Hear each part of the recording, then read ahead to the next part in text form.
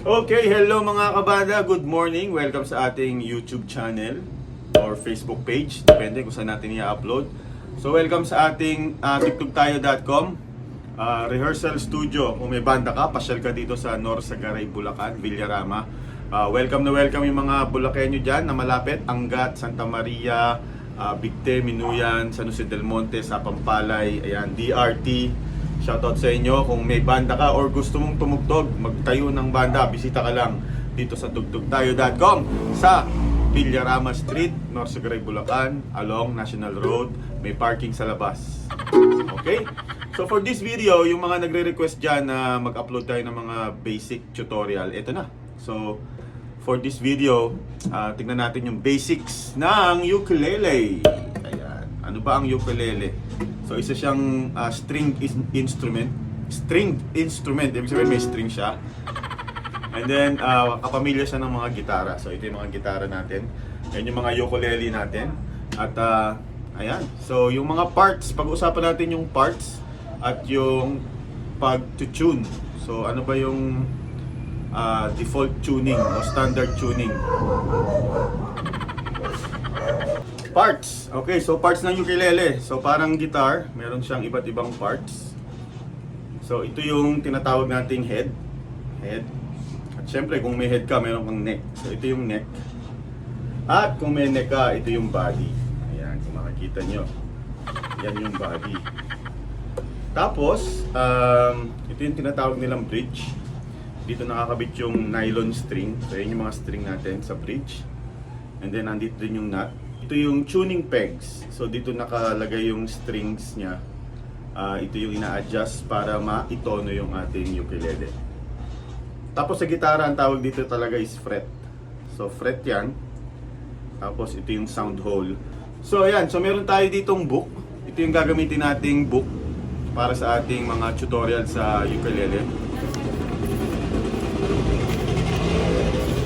So, naka-retail yan dito sa ating music store for 100 pesos. So, makikita nyo, meron tayong mga ukulele for sale. So, naka-retail siya for 100 pesos. Pero pag nag-walk-in ka at bumili ka ng isang ukulele, bibigay natin siya for free. Ayan. So, free tutorial book kasama nito. Ngayon, kung may ukulele ka na at gusto mong matuto using yung ating booklet, so, 100 pesos lang siya. Murang-mura lang. Ayan. So, ano ba ang klase ng ukulele? Meron tayong tinatawag na standard ukulele, tapos merong baritone, merong soprano, tenor. Ayan. So yun yung iba't ibang klaseng ukulele. So, paano malalaman? Depende po sa size. So meron ding iba't ibang klase ng itsura ng ukulele. So ito yung tinatawag nilang normal. So normal shape na ukulele. So para siyang gitara. Ayan. Meron din naman tinatawag na pineapple shape na ukulele. So, para siyang pineapple. Okay, so paano mag-tune? Paano natin itinotono ang ating ukulele? So, paano itono natin siya standard tuning? Dapat alam natin kung ano yung tono ng bawat string sa open. So, ibig sabihin yung walang pinipindot. Okay? So, ito yung string niya. Gawa siya sa nylon. Meron din tayong binibenta dito na nylon string. Kung may ukulele ka at gusto mong magpalit or putol yung string mo, available dito. So ang open tuning ng ukulele ay G, C, E, A. So hindi ko sigurado kung nakatono siya.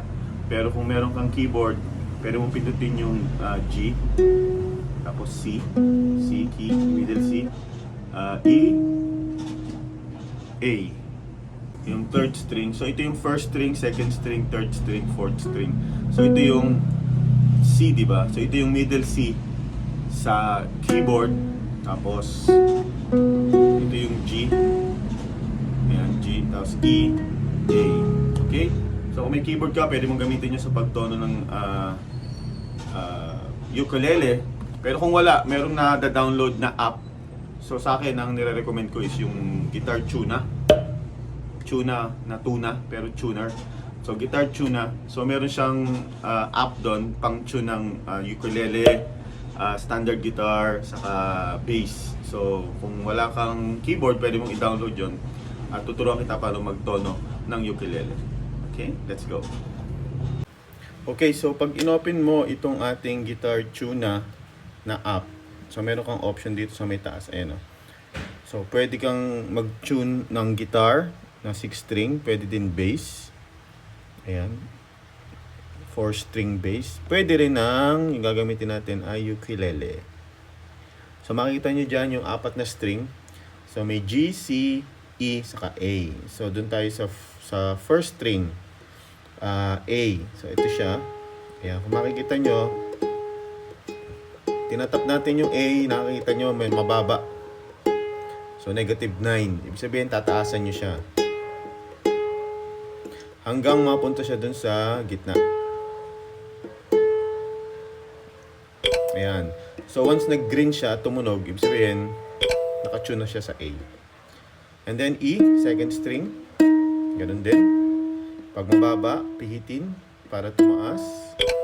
Pag tumunog, nakatono na siya. So balik tayo sa A, E, and then sa third string C. Ayan. So mababa din. Taasan. Ayan.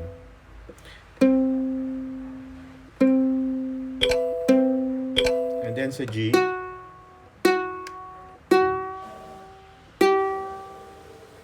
Ayan. Okay, so yon, ganon kadali magtono. At yun na yung mga parts natin at types ng ukulele. Sa susunod na video, mga kabanda, tutugtog tayo ng basic chords. So tuturo ko sa inyo kung ano ba yung fingering ng chords. So simple lang siya, unlike sa gitara na 6 ang string. So mas madali siyang mag-fret, magbuo ng chords. Okay? So follow, subscribe kung hindi mo pa ginagawa at magkita-kita tayo sa susunod nating video. Bye-bye.